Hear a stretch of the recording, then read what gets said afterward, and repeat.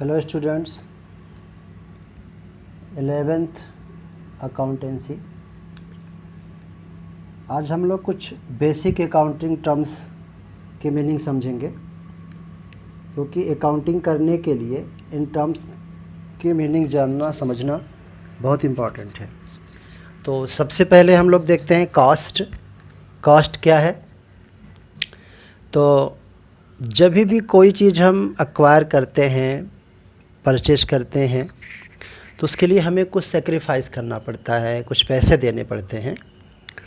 तो जो भी हम सेक्रीफाइस करते हैं किसी चीज़ को एक्वायर करने के लिए, चाहे हम गुड्स एक्वायर करें या सर्विस एक्वायर करें या कुछ असेट एक्वायर करें, अब उसको कुछ चीज़ें हम परचेज करके एक्वायर करते हैं, कुछ चीज़ें हम खुद बनवाते हैं।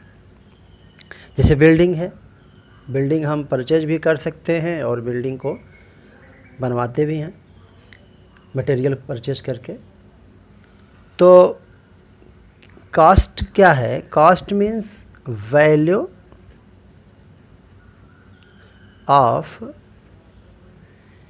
रिसोर्सेज।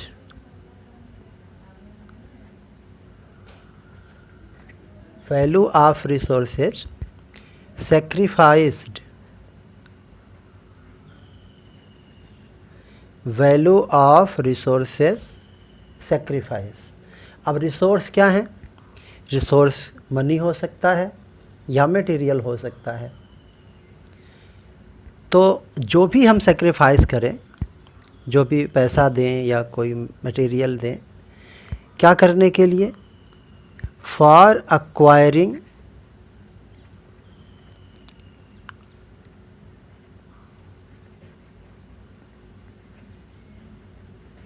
गुड्स। गुड्स एक्वायर करने के लिए हम रिसोर्सेज सेक्रीफाइस करते हैं। सर्विसेज भी चाहिए हमें, सर्विस भी हम लेते हैं तो उसके लिए भी हमें मनी सेक्रीफाइस करना पड़ता है। या हम कुछ असेट्स खरीदें या कोई असेट परचेज करते हैं तो भी हमें कुछ पैसे देने पड़ते हैं। तो कॉस्ट की मीनिंग हो गई value of resources sacrificed for acquiring goods, services और असेट्स। फॉर एग्जांपल, अगर हम गुड्स है, गुड्स जब परचेज करेंगे तो हमें पैसे देने पड़ेंगे। या गुड्स या तो हम परचेज करते हैं या प्रोडक्शन करते हैं। गुड्स को या हम परचेज करेंगे या गुड्स को हम प्रोड्यूस करेंगे।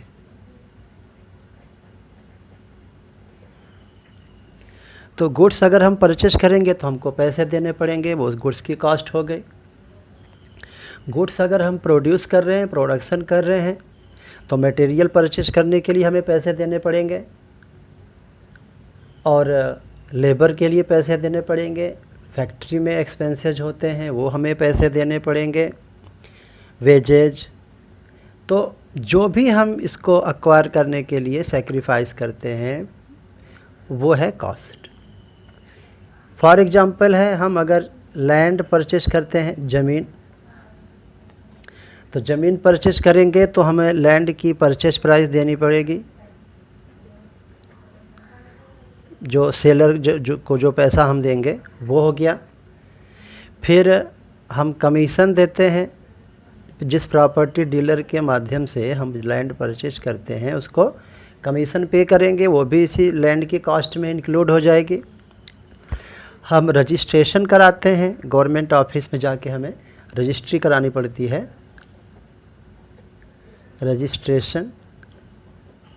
रजिस्ट्रेशन फ़ी देनी पड़ती है हमें। तो ये सब लैंड की कॉस्ट में इंक्लूड हो जाएगी। अगर हम मान लीजिए कोई मशीन परचेज करते हैं, मशीन परचेज करते हैं तो मशीन के लिए जो हमें उसकी परचेज प्राइस जो मशीन की है वो देंगे, जिस सप्लायर से हम परचेज करेंगे परचेज प्राइस पे करेंगे, वो तो मशीन की कॉस्ट है ही, पैसे दिए मशीन को परचेज करने के लिए। फिर मशीन को लाने के लिए हमें ट्रांसपोर्टेशन चार्ज, जिसको फ्रेट भी बोलते हैं, ट्रांसपोर्टेशन चार्ज हमें देना पड़ेगा। मशीन को परचेस करके ला रहे हैं तो हम इंश्योरेंस भी रास्ते के लिए इंश्योरेंस भी पैसे देते हैं। ट्रांजिट इंश्योरेंस, भाई रास्ते में अगर मशीन डैमेज हो जाती है तो हमारा नुकसान हो जाएगा, तो हम इंश्योरेंस करा लेते हैं जिससे मशीन का पैसा रिकवर हो जाए, तो ये भी मशीन की कॉस्ट में इंक्लूड होगा।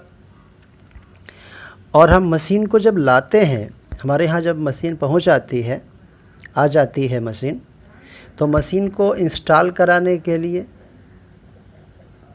इंस्टॉलेशन चार्ज हमें देना पड़ता है, वेजेज वगैरह, तो ये सब मशीन की कॉस्ट में इंक्लूड हो जाएगा। हम मान लेते हैं कोई व्हीकल खरीदते हैं, कोई गाड़ी है, तो व्हीकल हम परचेस करेंगे तो व्हीकल का जो प्राइस, जो परचेस प्राइस देंगे वो तो कॉस्ट है ही। तो व्हीकल मीन्स गाड़ी परचेस करेंगे, उसके लिए पैसे देंगे, वो व्हीकल की कॉस्ट है। व्हीकल शोरूम से निकलने से पहले हमें इंश्योरेंस के लिए पैसे देने पड़ते हैं, तो वो भी व्हीकल की कॉस्ट में इंक्लूड हो जाएगी। अच्छा, एक बात यहाँ ध्यान देना है, कोई ओल्ड व्हीकल है, उसका इंश्योरेंस करा रहे हैं, पहले से यूज कर रहे हैं, तो वो व्हीकल की कॉस्ट में इंक्लूड नहीं होता, वो अलग से एक्सपेंस वो करते हैं। लेकिन परचेस करते समय शोरूम से निकलने से पहले हमें जो पैसे देने पड़ते हैं इंश्योरेंस के लिए, वो व्हीकल की कॉस्ट में इंक्लूड हो जाएगी। और रजिस्ट्रेशन भी होता है व्हीकल का, गाड़ियों का, आरटीओ ऑफिस में, रोड ट्रांसपोर्ट ऑफिसर के यहाँ होता है, तो रजिस्ट्रेशन चार्ज, रजिस्ट्रेशन फ़ी देनी पड़ती है, वो सब व्हीकल की कॉस्ट में इंक्लूड हो जाएगा। तो ये हो गया कॉस्ट का मीनिंग। तो कॉस्ट की मीनिंग क्या है? किसी भी गुड्स को, सर्विस को, असेट को एक्वायर करने के लिए, मीन्स पाने के लिए जो भी हम रिसोर्स से सेक्रीफाइस करते हैं, गुड्स देते हैं या मटेरियल हम लगाते हैं, जैसे हम गुड्स प्रोड्यूस करते हैं तो मटेरियल लगता है, उसमें लेबर लगता है, तो वो सब उसकी कॉस्ट में इंक्लूड होगा। नेक्स्ट टर्म है जो हम पढ़ने जा रहे हैं वो है वाउचर।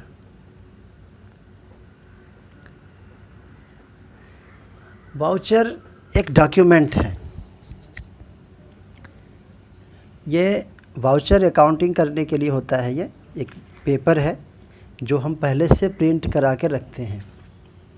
जैसे मान लीजिए हमारी शॉप है, हमारी फर्म है,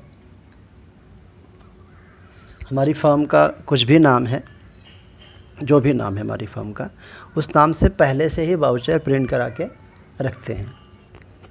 और जब हम कोई एक्सपेंस करते हैं, कोई सामान परचेज करते हैं या कोई ट्रांजैक्शन कह लें, कोई भी ट्रांजैक्शन करेंगे तो उस ट्रांजैक्शन में कौन सा अकाउंट है डेबिट करना है, कौन सा अकाउंट क्रेडिट करना है, अमाउंट कितना है, और जो हमने ट्रांजैक्शन किया उसका प्रूफ क्या है, उसके साथ अटैच कर देंगे।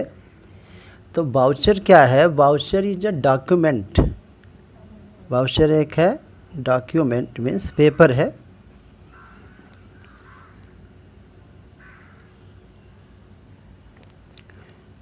डॉक्यूमेंट है वाउचर, विच ऑथेंटिकेट मीन्स होता है कि प्रमाणित करना, प्रमाण हो जाएगा, प्रूफ हो जाएगा, वेरिफिकेशन हो जाएगा कि हाँ ये ट्रांजैक्शन जेन्युइन है। Authenticates that the transaction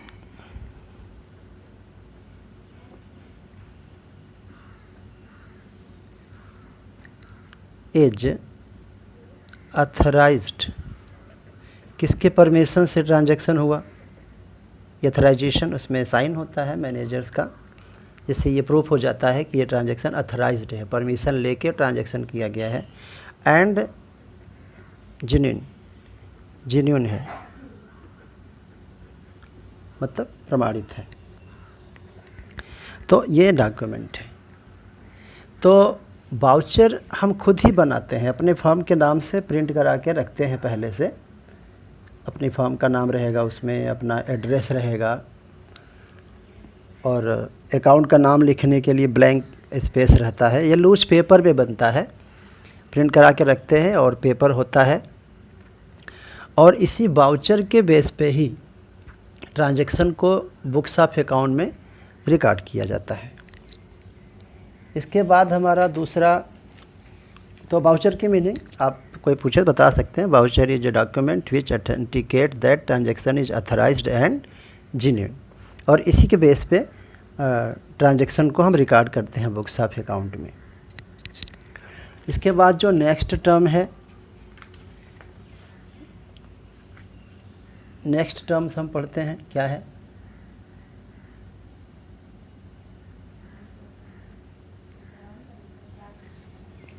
discount. Discount का बहुत यूज होता है अकाउंटिंग में।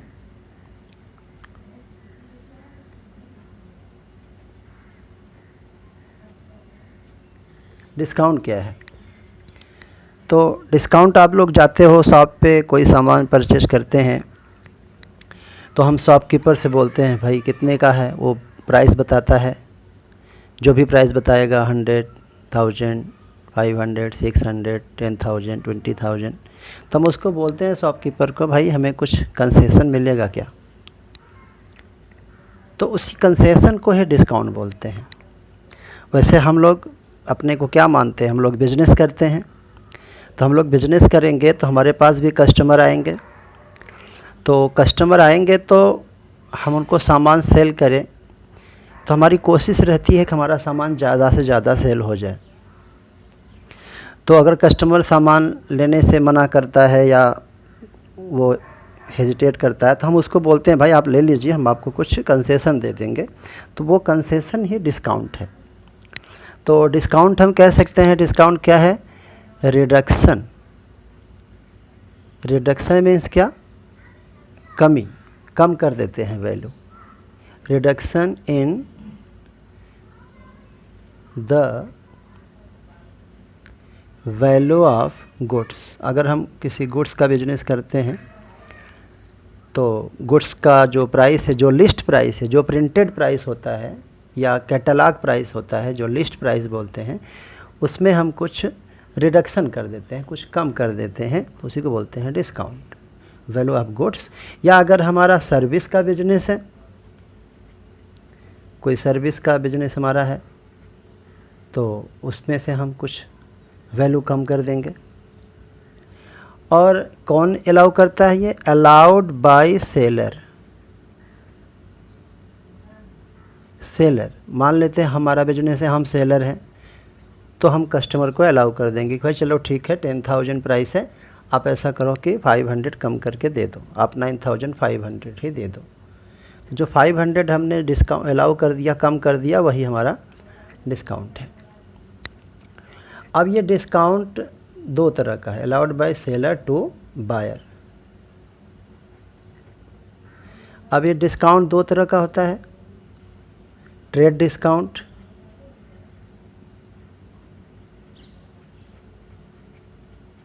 ये ट्रेड डिस्काउंट जैसा कि नाम से पता, ट्रेड मीन्स क्या होता है? Buying and selling of goods with the motive of earning profit. तो ट्रेड डिस्काउंट होता है। ये ट्रेड डिस्काउंट क्या होता है? एक फिक्स्ड परसेंटेज पे होता है। जैसे मान लीजिए 10%,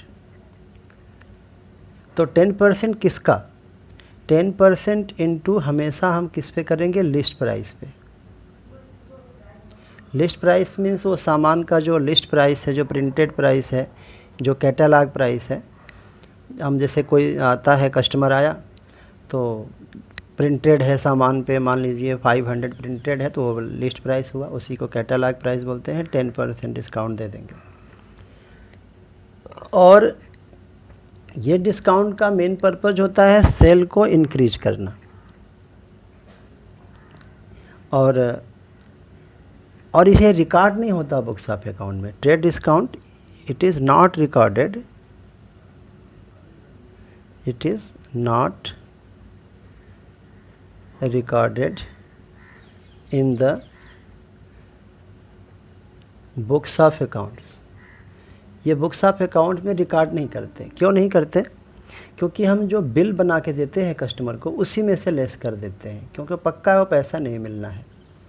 जो बिल बनाएंगे, इनवॉइस बनाएंगे, कैश मेमो बनाएंगे, जब हम सामान सेल करेंगे तो कस्टमर को कुछ लिख के देंगे ना बिल वगैरह, तो उसी से लेस कर देंगे। तो ये पैसा निश्चित है कि मिलना नहीं है। और इसका मेन पर्पज़ क्या है? इसका मेन पर्पज़ है to increase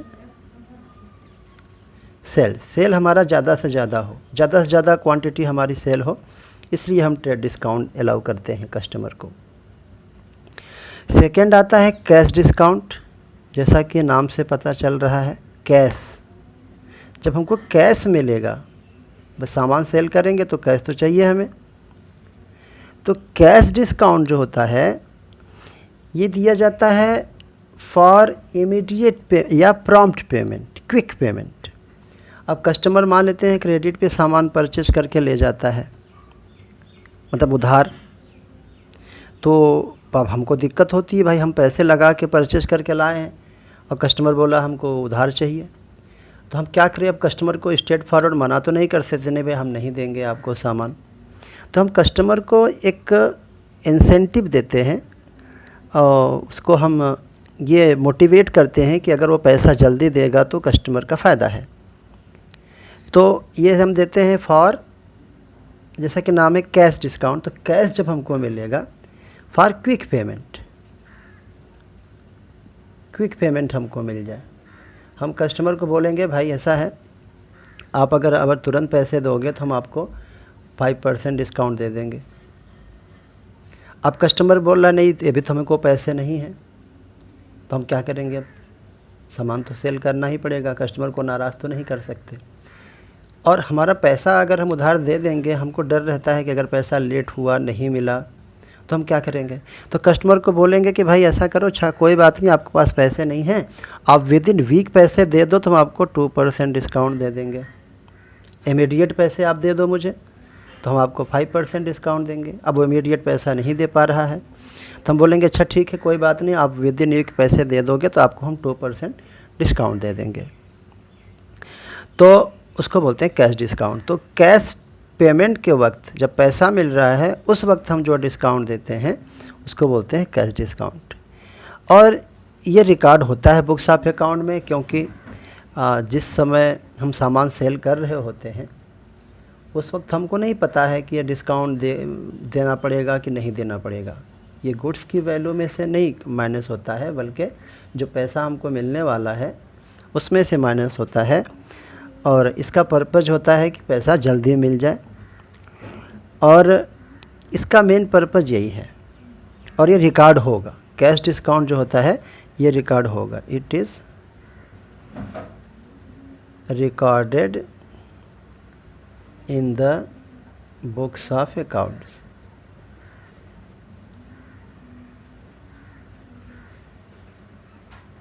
books of account में ये रिकॉर्ड होता है। इसके बाद हमारा नेक्स्ट जो टर्म है वो है जीएसटी।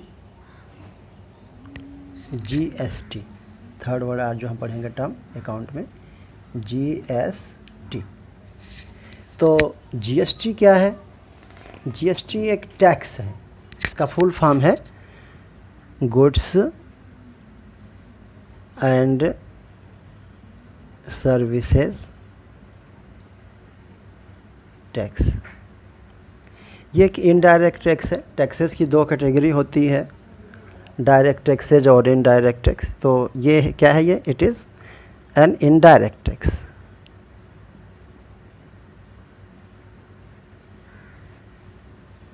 इनडायरेक्ट टैक्स का क्या मीनिंग है? इनडायरेक्ट टैक्स मीनिंग क्या होता है कि डायरेक्ट हम गवर्नमेंट को नहीं देते। मीन्स हम जैसे जो बंदा परचेज कर रहा है वो शॉपकीपर को देगा, सीधे गवर्नमेंट को नहीं देगा, फिर शॉपकीपर क्या करेगा, वो गवर्नमेंट को देगा। यानी इनडायरेक्ट टैक्स का जो बर्डन होता है वो कस्टमर पे होता है, लेकिन पेमेंट करने की जो रिस्पॉन्सिबिलिटी है वो शॉपकीपर की है। जैसे फॉर एग्जाम्पल के लिए मान लेते हैं हमने 10,000 का सामान परचेज किया, 10,000 का गुड्स परचेज किया। अब जीएसटी मान लेते हैं उस पर 5% है। जीएसटी के कई रेट्स होते हैं, वो डिपेंड करता है प्रोडक्ट क्या है। कुछ चीज़ों पे 5% है, कुछ चीज़ों पे 12% है, कुछ पे 28% है, कुछ पे 0% है, जीएसटी देना नहीं पड़ता। तो 5% जीएसटी है, तो हम क्या करेंगे, 10,000 का 5%, तो ये हो गया गुड्स की कॉस्ट प्राइस हो गई और ये हो गया टैक्स हो गया। तो हम शॉपकीपर को कितना दे के आएंगे, 10,500। और ये ध्यान देना, ये जो हम लोग पढ़ रहे हैं, हम लोग खुद बिजनेस करते हैं, यानी हम भी शॉपकीपर हैं। तो इस 10,000 के गुड्स को हम कभी न कभी सेल करेंगे। तो 10,000 का गुड्स है, तो हम इसको जाहिर सी बात है 10,000 में तो सेल करेंगे नहीं, कुछ प्रॉफिट ऐड करके हम इसको सेल करेंगे। मान लेते हैं हम इसको सेल कर दिए, सेलिंग प्राइस 12,000।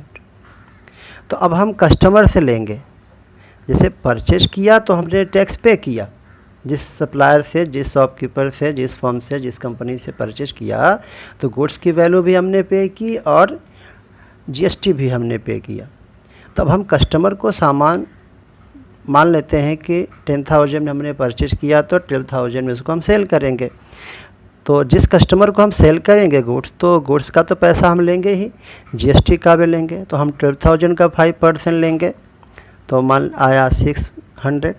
तो हम कस्टमर से कितना ले लिए, 12,600। ये हम टोटल कस्टमर से पैसा लेंगे। तो हमने पे किया था 10,000 गुड्स के लिए, 500 टैक्स के लिए। जब हम सेल कर रहे हैं तो सेल किए 12,000 में, क्योंकि प्रॉफिट तो ऐड करेंगे ही, हम खुद बिजनेस कर रहे हैं। तो 12,000 में सेल किया वही सामान, और टैक्स हमने 5% परचेस के टाइम हमने 5% टैक्स पे किया था, तो कस्टमर से भी हम वही रेट से टैक्स जीएसटी लेंगे, जीएसटी तो 600। अब यहाँ पे ध्यान देना है कि हमने पे किया था 500, 10,000 का 5%। अब हम क्योंकि सेल कर रहे हैं 12,000 में, तो हम 12,000 का 5% कस्टमर से लेंगे। तो हमने 100 रुपीज़ ज़्यादा लिया, तो हम ये पैसा क्या करेंगे, गवर्नमेंट को पे करेंगे। कितना, 600 हमने कस्टमर से कलेक्टेड। अब पे कितना किया था हम, जिस सप्लायर से परचेज किए थे, 500। अब ये 100 हम क्या करेंगे, ये हमारा पैसा नहीं है, ये पैसा हम 100 गवर्नमेंट को पे कर देंगे। अब ये हो गया, जीएसटी हो गया। अब नेक्स्ट टर्म हम पढ़ेंगे, अकाउंटिंग टर्म, वो है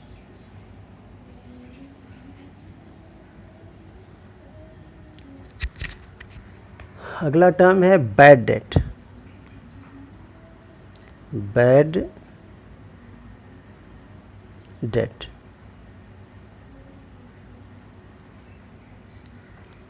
अब आप बिजनेस करते हो, बिजनेस हम करते हैं तो गुड सेल करते हैं कस्टमर को, तो कस्टमर्स हमसे उधार पे भी सामान ले जाते हैं, मीन्स क्रेडिट पे, ऑन क्रेडिट।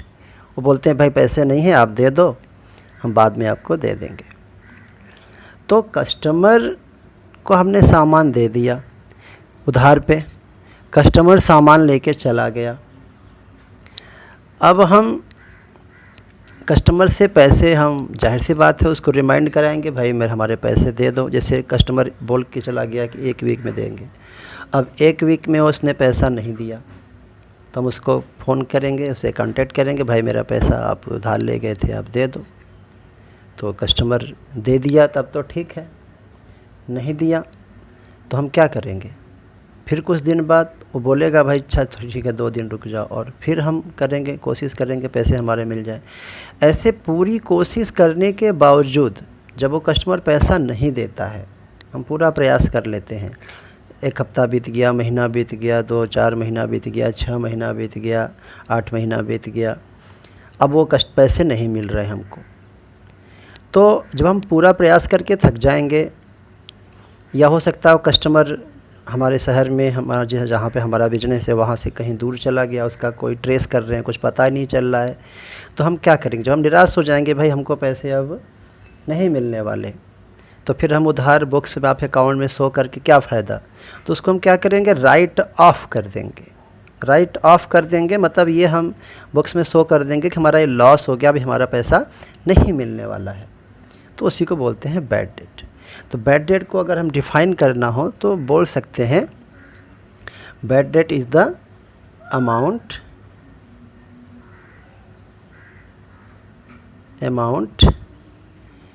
which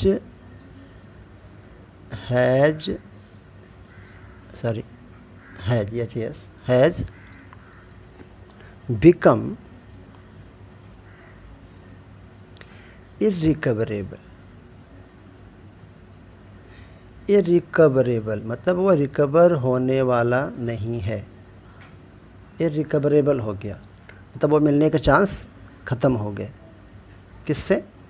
कस्टमर से या डेटर से कह लें हम। डेटर, जिस कस्टमर को ही डेटर बोलते हैं अगर वो ऑन क्रेडिट परचेस करके ले गया है, तो कस्टमर ही डेटर है। अगर हम उधार सेल किए हैं किसी कस्टमर को तो कस्टमर ही डेटर हो जाता है। तो उधार सेल करेंगे तभी तो बैड डेट होगा, क्योंकि तुरंत पैसे मिल गए तो बैड डेट कहाँ से होगा फिर? तो जब हम कस्टमर को उधार सेल करते हैं और हम पैसे हमारे मिलने की पॉसिबिलिटी, चांस बिल्कुल फिनिश हो जाता है, तो हम कहते हैं कि हमारा बैड डेट हो गया। आज का ये 5वां टर्म है। अब नेक्स्ट टर्म हम पढ़ते हैं, क्या है? इंसॉल्वेंट। इंसॉल्वेंट क्या है? इंसॉल्वेंट एक पर्सन हो सकता है, कोई व्यक्ति, इंसान या कोई फर्म। पर्सन है या फर्म है। फर्म, कंपनी, कौन सा? हु इज़ अनेबल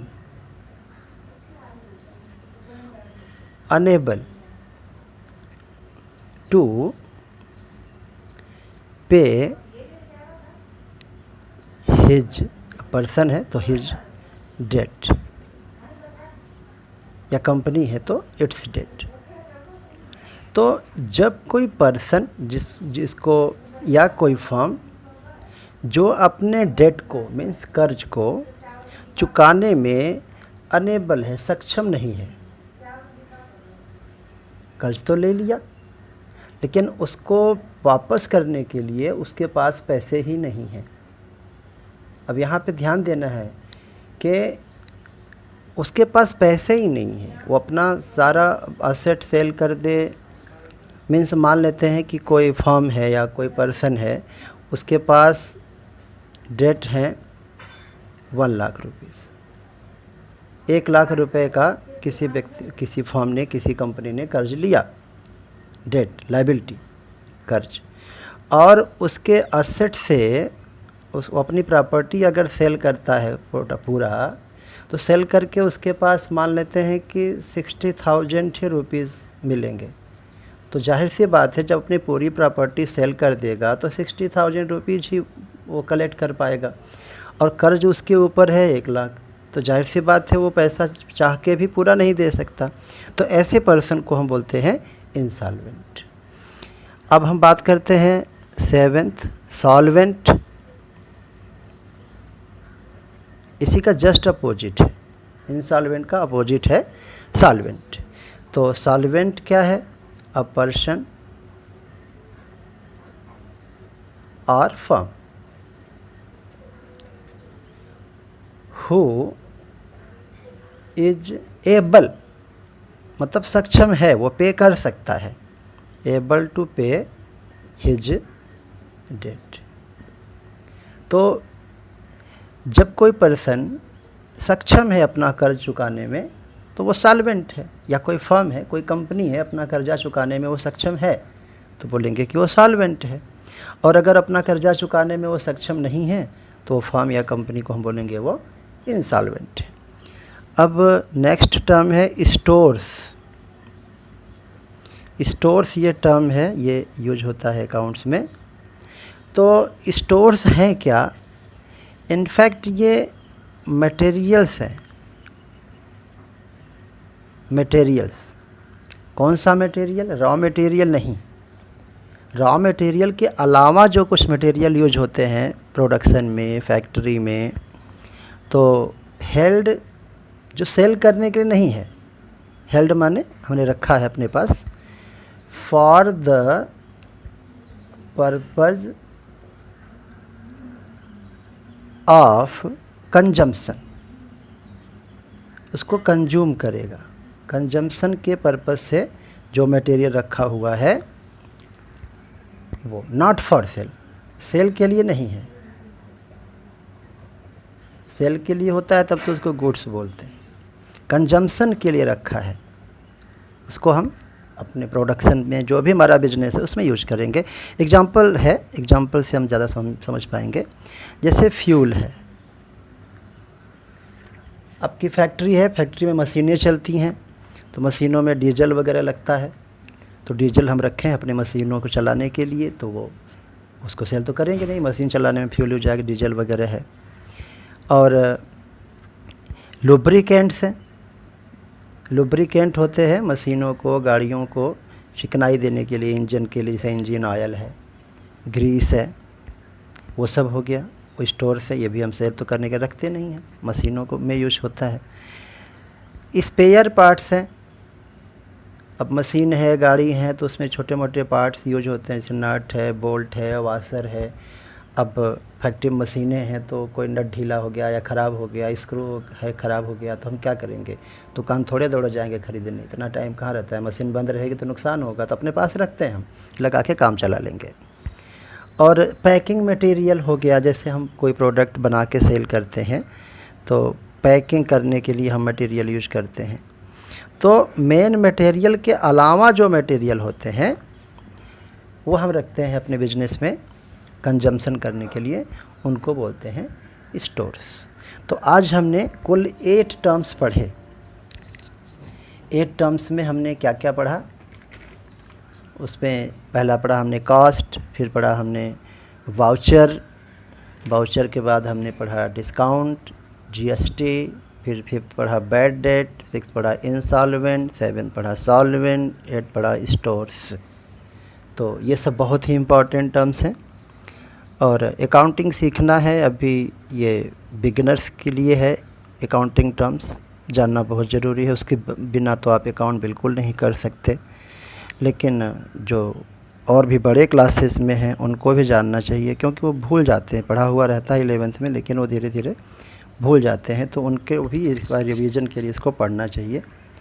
तो इसके बिना आप अकाउंटिंग नहीं कर सकते। तो आई होप कि आप समझ गए होंगे टर्म्स को और उसको अच्छे से समझेंगे और पढ़ेंगे।